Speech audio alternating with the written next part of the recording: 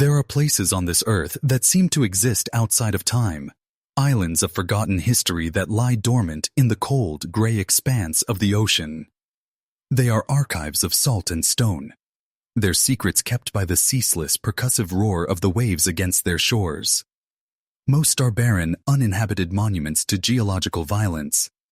But one, a jagged shard of granite and emerald jungle clawed from the seabed some 300 miles off the coast of Brazil, was different. It was a kingdom.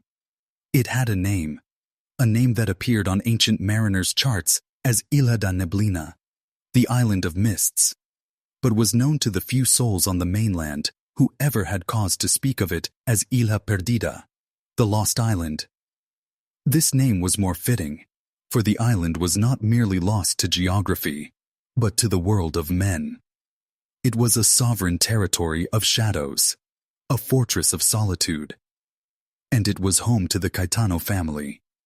The name, like the island, was a whisper in the annals of the modern world, a signature on a document of immense financial power, a ghost in the ledgers of global commerce, but never a face in a newspaper, never a voice on the radio. The Caetanos were a dynasty of phantoms, their wealth as vast and as murky as the deep waters that surrounded their home. They had purchased Ilha Perdida in the late 1820s, arriving on a ship laden with gold bullion, antique furniture, and a silence so profound it seemed to be their most precious cargo. They came not as settlers, but as exiles, fleeing some unnamed. For a century the system held. A single supply boat, captained by a family sworn to the Caetanos for generations, would arrive 4 times a year.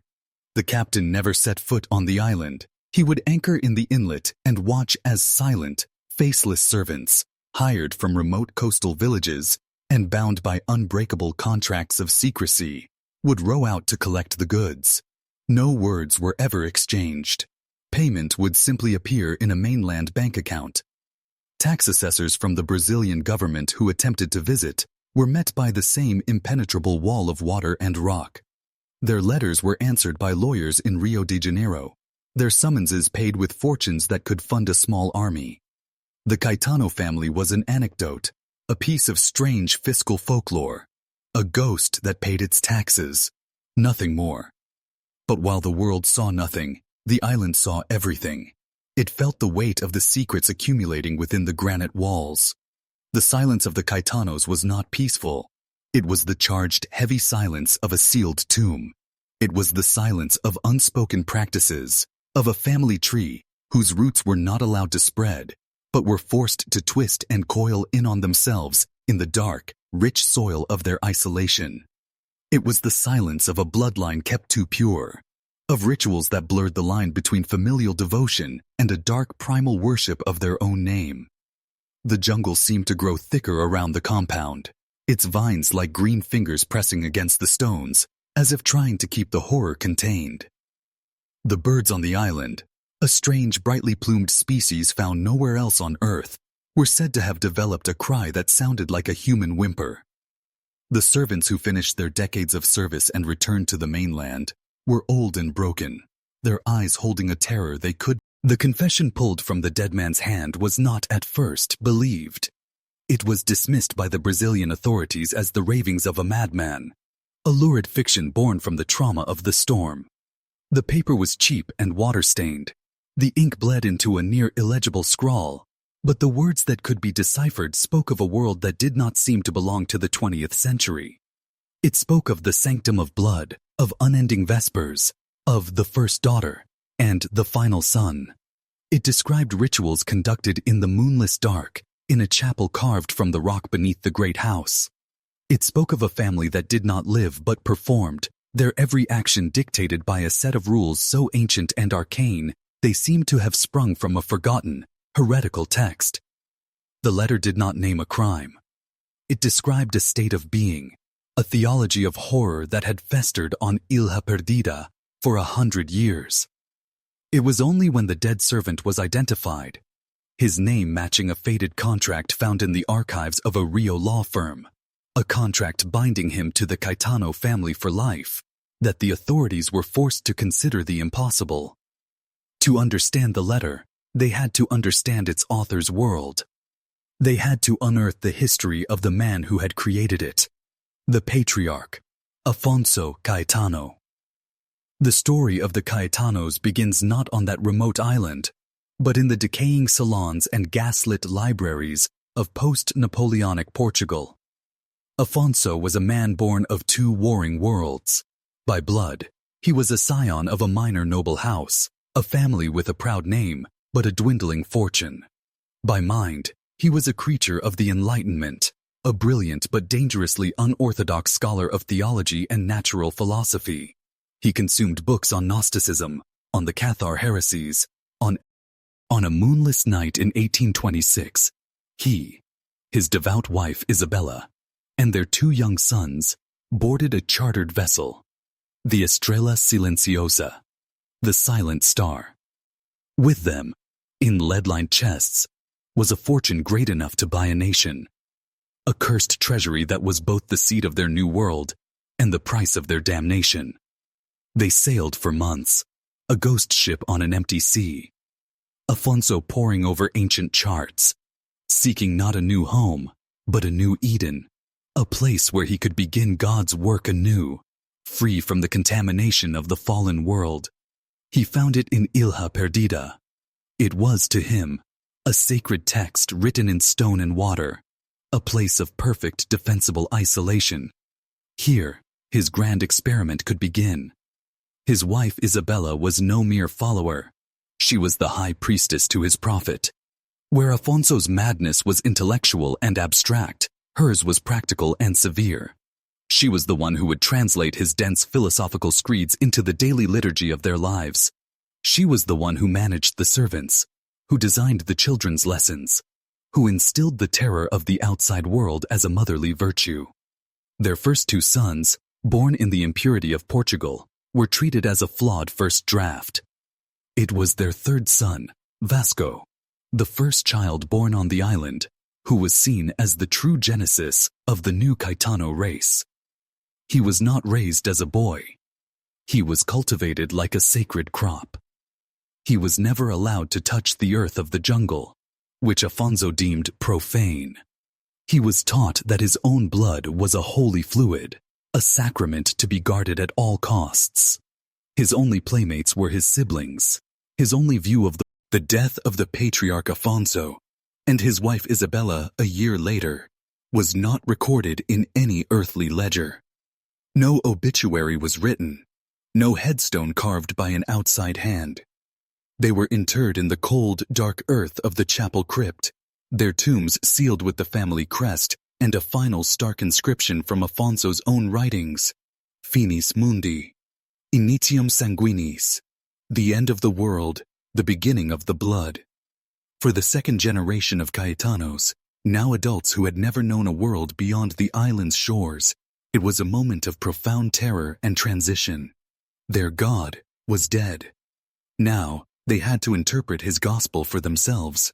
The leadership fell to Vasco, the firstborn of Ilha Perdida, a man whose piety was matched only by his paranoia.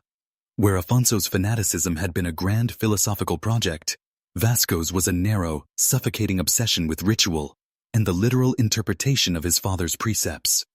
Under his rule, the strange behaviors seeded by the founders began to mutate into a rigid and deeply unsettling way of life. The first precept, that Caetano blood must never be spilled or mixed, became the central organizing principle of their existence. The children of the third generation were raised in an environment that can only be described as a psychological laboratory. Life was a liturgy. Every hour of the day was governed by rites of purification and contemplation.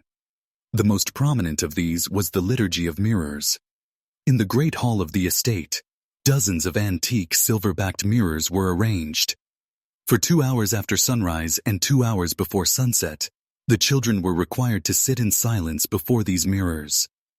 They were taught that this was not an act of vanity, but of sacred communion. They were to gaze into their own eyes and seek the divine spark, the untainted light of the Caetano essence. They were to meditate on the perfection of their own features, seeing them not as their own, but as living artifacts of the family's holy lineage. The servants would whisper of the eerie silence in the hall, broken only by the soft, rhythmic breathing of the children as they stared, unblinking, into their own reflections, their faces pale and serious, like young monks engaged in a profound and disturbing prayer. This obsession with internal perfection was paired with a hysterical fear of the external world. The island's jungle, which Afonso had seen as merely profane, Vasco saw as an active, malevolent force, seeking to contaminate their sacred bodies. The children were forbidden from entering it. Their only outdoor space was the perfectly manicured, high-walled garden at the center of the compound. Any accidental injury was treated as a catastrophic spiritual failure. A scraped knee from a fall on the flagstones, a finger cut while tending the sterile rose bushes. These were not minor incidents. They were spiritual emergencies. The injured child would be whisked away to the chapel, the spilled blood meticulously collected on sanctified linens. The child would then undergo days of fasting and purification rites, forced to recite passages from Afonso's journals, begging forgiveness for allowing the sacred essence to be exposed to the corrupted air. This created a generation of children who moved with an unnatural, fearful grace, their bodies held rigid, terrified of the slightest misstep, their minds equating physical pain with moral damnation.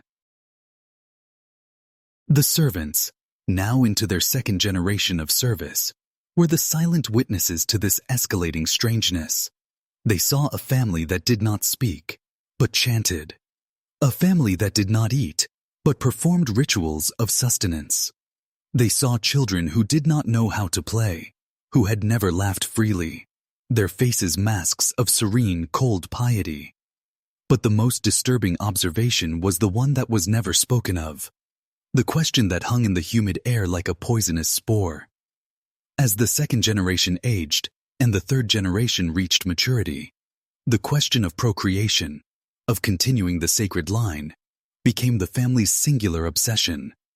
The outside world was forbidden. No new blood could ever be introduced into the sanctum. The solution, therefore, had to be found within. The answer was mathematically, biologically, and morally inevitable. The servants began to notice the long, closed-door meetings in the patriarch's study. They saw the frantic, obsessive study of the family's genealogical charts, Vasco and his siblings tracing lines of descent, not for history, but for horrifying compatibility. The first wedding of the third generation took place in the deep winter of 1891. It was not a celebration of love, but a grim sacrament of necessity, performed in the dead of night in the candle-lit crypt. A first cousin, a boy of 18, was joined to his first cousin, a girl of 16. The servants who prepared the ceremonial meal were ordered to remain in the kitchens, but they heard the low, monotonous chanting from the chapel, a sound devoid of any joy. There was no music, no laughter, only the recitation of Afonso's precepts, the solemn vows to honor the purity of the blood, to serve the great work of the Caetano line. With this union, performed before the tombs of their founders, the family crossed a final, irreversible threshold. They had interpreted their patriarch's gospel to its most Others had a disconcerting symmetry to their faces, a perfection that was so absolute it felt profoundly inhuman. And in all of them, there was a deep, psychic fragility, a sensitivity to light and sound that kept them confined to the shuttered, silent rooms of the estate. They were becoming a family of beautiful, broken ghosts. Their response to this decay was not to question the first precept, but to enforce it with even greater ferocity. The family's ideology, like their genetics, had no room for new information. It could only fold in on itself. Patriarch Vasco, and later his son, Mateo, saw the growing infirmity not as a physical crisis, but as a spiritual one. They believed the light of their blood was being assaulted by some unseen corruption, a miasma seeping in from the profane world. Their rituals escalated from obsessive to flagrantly pathological. The liturgy of mirrors became an inquisition. Family members would inspect each other's reflections for hours, searching for the slightest sign of imperfection. A mole, a faint blemish, a flicker of doubt in the eyes. These flaws were catalogued and then purged through a new ritual known only as the cleansing. A family member deemed impure would be locked away in a soundproof, lightless room in the estate's old north wing.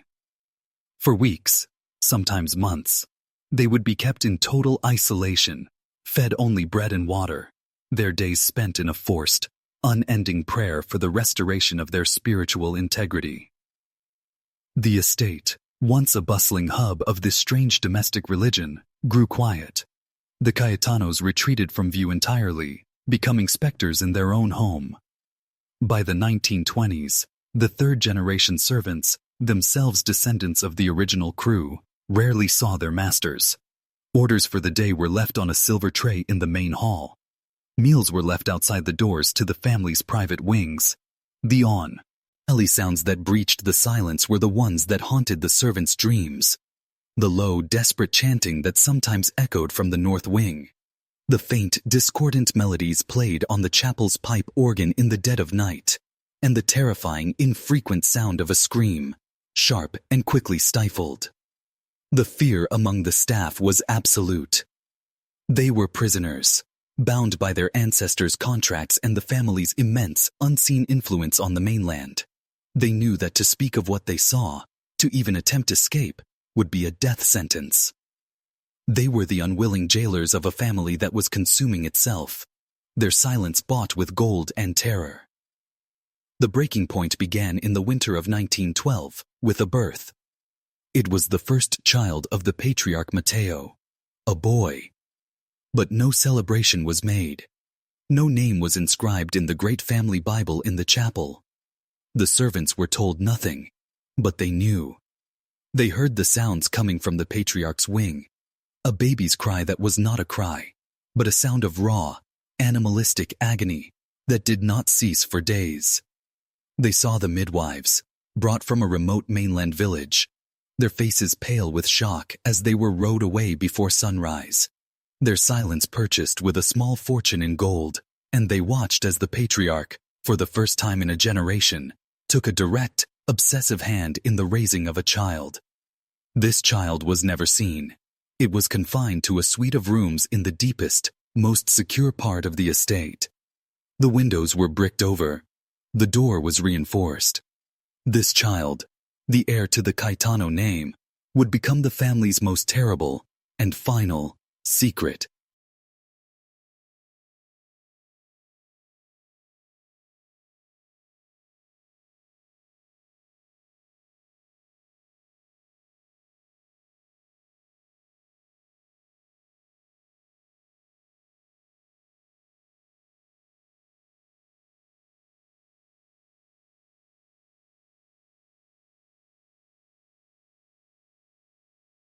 The secret kept in the heart of the Caetano estate was a boy. He was given the name Lazzaro, a name of biblical resurrection, though he was a creature who had never been permitted to truly live. Born in 1912, he was the physical culmination of the family's sacred work, the ultimate product of their perfected bloodline. And he was a monster.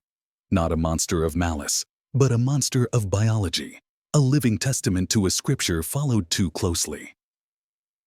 The generations of self-consumption had finally yielded their masterpiece, a body twisted into a permanent question mark, limbs that did not obey the commands of a mind that flickered like a faulty lantern. His face was a haunting collage of the Caetano features, the high cheekbones, the dark eyes, the alabaster skin. But they were a set of perfect pieces assembled incorrectly, creating a portrait of profound and unsettling disharmony.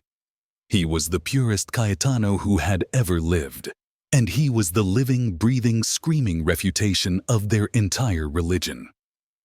Faced with this paradox, Patriarch Matteo did not abandon his faith.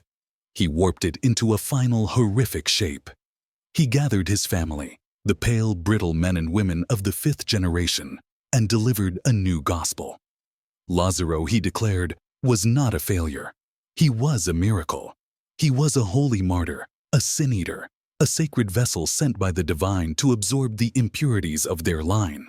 His physical deformities were not defects, but the holy wounds of a saint, each one representing a spiritual flaw he had taken from them. His ceaseless, agonizing cries were not sounds of pain, but the sounds of a spiritual battle being waged on their behalf. The boy in the shuttered room was not a source of shame. He was the source of their salvation. He was a living sacrifice, and their duty was to sustain his sacred suffering for the good of the bloodline. With this single monstrous lie, Matteo transformed an inconvenient truth into a cornerstone of their faith. Lazzaro was no longer his son. He was the family's caged deity. Life in the bricked-over suite of rooms was a carefully curated hell. Lazzaro was kept in a state of perpetual twilight, his senses shielded from a world he was too fragile to endure. But his true purpose was realized in a new ritual, the family's most secret and most vital practice. One by one, family members would come to the reinforced door of his chamber. They would kneel and, through a small brass slot, whisper their confessions to the creature within. They confessed their moments of doubt, their pride, their flickerings of forbidden desire. They unburdened their souls, believing the boy's tormented mind was absorbing their spiritual failings, purifying them by his very existence. He was their living sewer, their sacred scapegoat. The only people permitted to enter the room were the patriarch and one designated servant, a role considered both a great honor and a terrible burden. In 1928, that burden fell to a man named Afonso, a fourth-generation servant named after the founder he served. He was old, his back stooped from a lifetime of service, his face a passive mask of obedience. The family trusted him because his silence was as profound as their own. But within that silence was a conscience. When he first entered Lazzaro's room, he saw what the family refused to see. He saw not a holy relic, but a boy, now a teenager, starved of light and kindness. He saw the raw sores on his skin, the terror in his mismatched eyes. And in those eyes, for the first time, he saw something other than pain, a flicker of awareness. Over the years of cleaning the room, of feeding the boy his meager rations, the servant Afonso began to commit a quiet, radical treason. He began to be kind. He would speak to Lazzaro, not in the liturgical chants of the family, but in a soft, gentle voice, telling him about the sun, about the sea. He would sneak him a piece of soft fruit, a texture other than the prescribed gruel. And a miracle occurred, a miracle far greater than the patriarch's lies. The boy, Lazzaro, began to respond, a garbled sound that was not a scream, a brief stilling of his trembling limbs, a moment of focused eye contact. It was a bond, a fragile thread of humanity woven in the heart of the monstrous. This bond was the servant's undoing. He could no longer see the Caetanos as his masters, but as the architects of a profane cruelty. He saw their faith for what it was, a beautiful, elaborate cage built to justify the torture of a helpless child. His silent service became a silent agony. The breaking point arrived in the summer of 1933. The patriarch Matteo was old and dying. He knew his own passing would create a crisis of faith. He also knew the family's secret could not be maintained forever. He gathered the family and delivered his final decree, his last addendum to the Caetano gospel. The Sin Eater's work was almost complete. To finalize the purification of the bloodline, to ensure its eternal strength, Lazzaro had to complete his sacrifice. Upon Matteo's death, the boy was to be drugged with opiates and entombed alive in a new, specially carved niche in the chapel crypt, beside the tomb of the first patriarch. His slow death within the stone would be the family's ultimate cleansing, a permanent sealing away of all their sins. The servant Afonso, standing in the shadows of the hall, overheard the decree. He felt the cold certainty of a man who has just been handed a death sentence. He knew he could not fight them. He could not save the boy from a family of gods in their own stone temple. But he could commit the one sin they had never foreseen. He could desecrate their faith with the truth.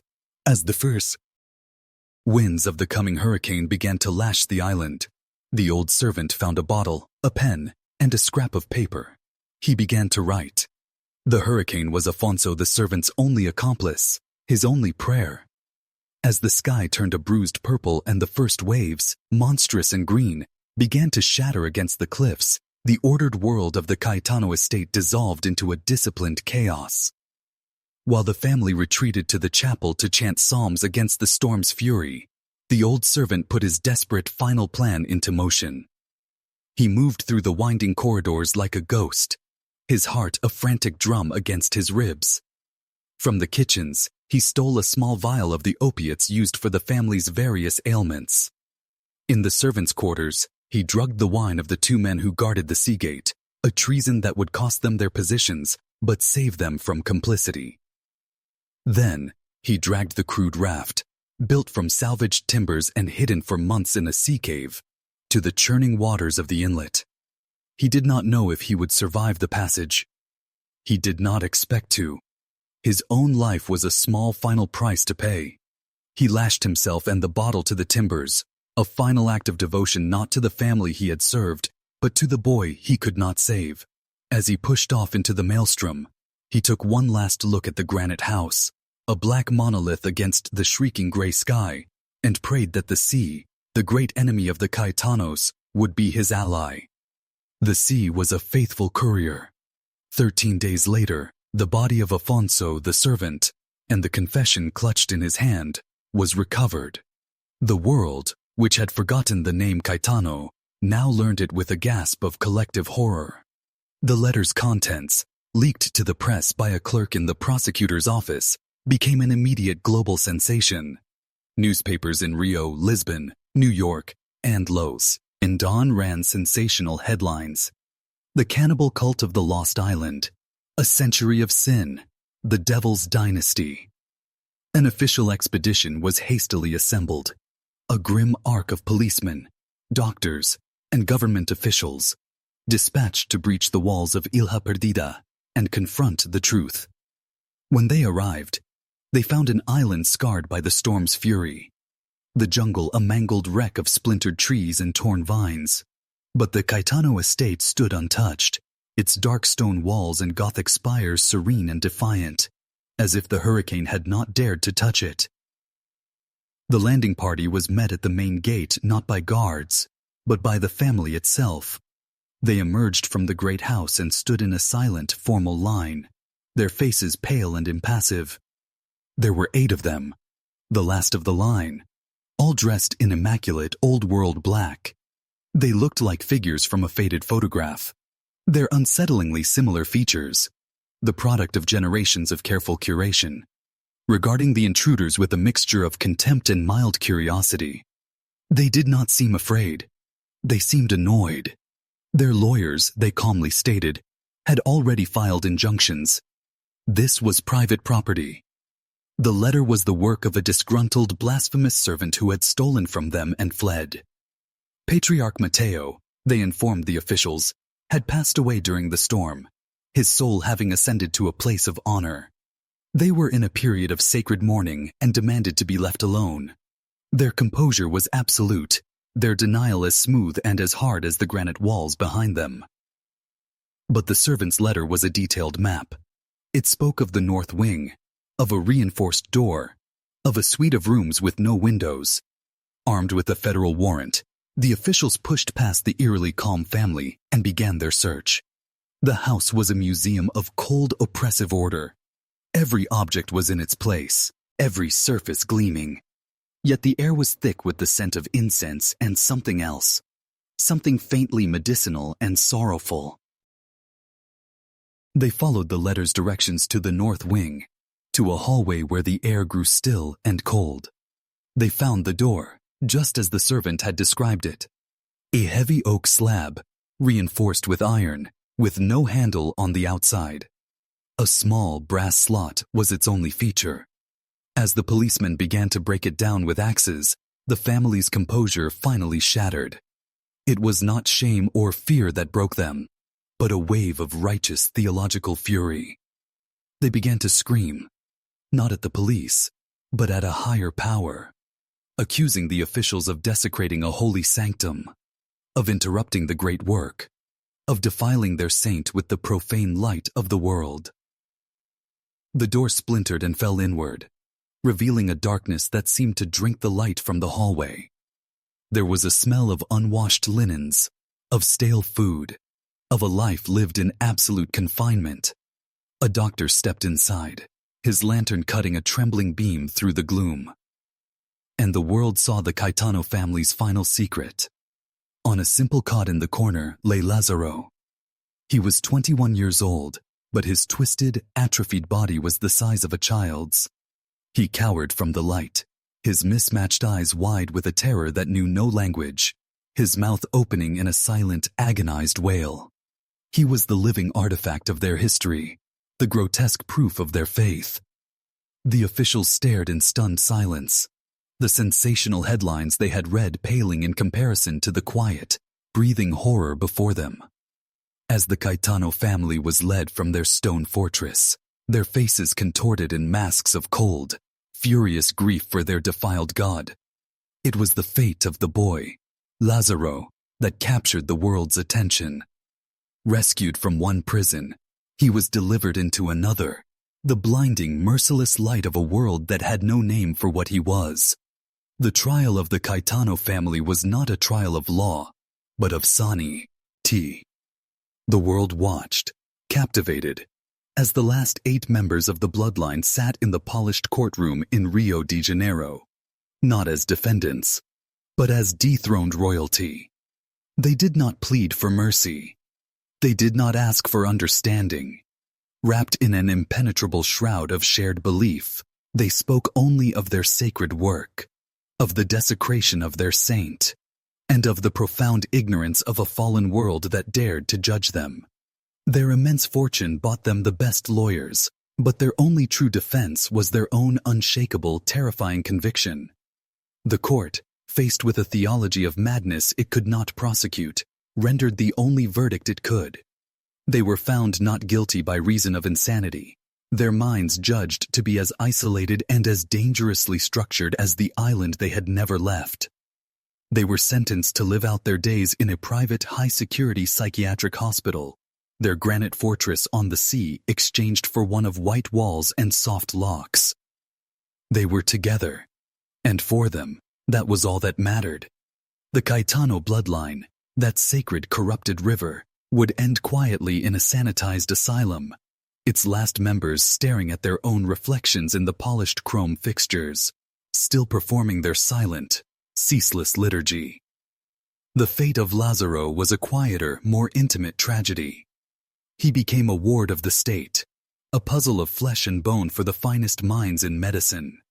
He was a scientific curiosity, a case study in the devastating consequences of genetic isolation. But he was not a case study. He was a boy who had been raised as a god in a dark room. The world tried to save him. It gave him clean sheets, proper food, the best care modern science could offer. But it could not give him what he needed, because it did not understand what had been taken from him. He was terrified of the sun, of the open sky, of the cacophony of human voices. The kindness of the nurses was, to him, an agonizing and incomprehensible assault. His mind, shaped by a lifetime of sensory deprivation and ritualized pain, could not process the reality of the world. He was a creature of the crypt, and the light of day was a poison to him. He lived for 2 more years, his body slowly failing, his spirit retreating from a world he had never been meant to inhabit. He died in his sleep during a quiet dawn, the official cause listed as complications from a lifetime of malnutrition. But those who cared for him knew he had died of something simpler. He had died of exposure, not to the elements, but to reality itself. Ilha Perdida, the stage for their century-long horror, was seized by the government and declared a heritage site, a designation dripping with dark irony. But it was a heritage no one wished to claim. The island became a place of morbid pilgrimage, a ghost on the horizon for sensationalists and paranormal investigators. Yet it seemed to retain the Caetano's own hostile will. The currents around it remained treacherous, the mists unnaturally thick. Boats that got too close experienced sudden engine failures. Compasses were said to spin uselessly. The great house was left to the elements, the jungle slowly beginning its work of reclamation, green vines probing the cracks in the stone, pulling the monument to madness back into the earth. The servants' quarters rotted away, but the granite house stood firm, its dark windows staring out at the sea like the empty eye sockets of a skull. It was a place that felt, to all who saw it, permanently stained, a wound on the skin of the world that would not heal. The case of the Caetano family is now closed. The story is told as a cautionary tale about the dangers of isolation, the poison of fanaticism. The world has its explanation, a story of inherited madness, of a religious delusion amplified by generations of inbreeding. It is a neat, tidy psychological conclusion, but the whispers remain. The unanswered questions drift like the island's fog. Was Afonso Caetano merely a madman, or was he the prophet of something truly ancient? A darkness he managed to cage for 100 years? Was the absolute, unbreakable faith of his descendants a product of conditioning, or a symptom of a communion with something that lived in the stones of that house? The official reports do not mention the books found in the family's library, texts of forgotten religions that were thought to have been destroyed centuries ago. They do not mention the strange geometric patterns carved into the floor of the crypt, patterns that matched no known culture. The world knows the story of the Caetano family's crimes, but it does not know the nature of the god they worshipped in the dark. The house on Ilha Perdida is empty now, but the silence it keeps is no longer the silence of secrets being hidden. It is the silence of something waiting,